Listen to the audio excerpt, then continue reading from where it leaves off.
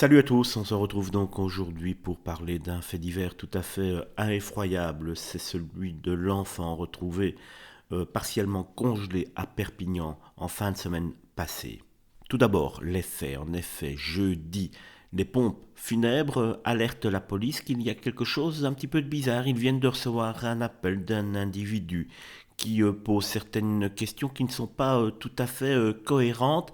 Ils préfèrent prévenir les policiers. Les policiers prennent en charge très rapidement l'affaire. Ils arrivent au domicile du père. Et là, ils vont le découvrir avec une corde autour du cou et son enfant de 7 ans dans la baignoire. Malheureusement, il est mort.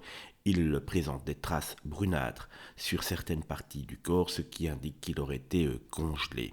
Ses deux petites sœurs, elles, sont mises à l'hôpital par le père avant les faits. Elles présentent des traces de blessures également. L'une au crâne est assez bien touchée malheureusement.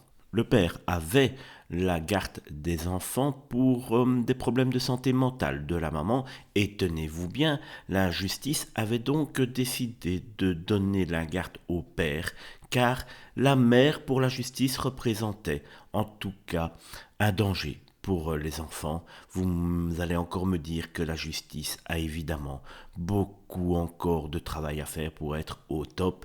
Malheureusement, c'est vrai, prenons un petit peu leur défense, ils ne savent pas toujours tout ce qu'il se passe dans des couples.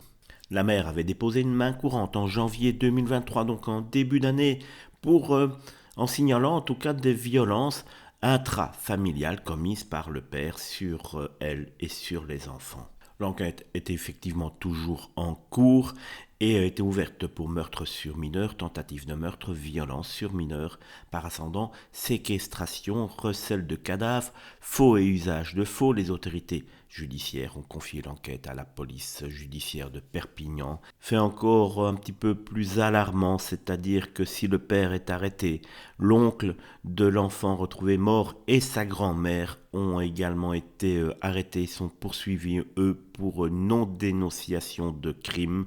Et oui, on touche une fois de plus les bas-fonds de la race humaine.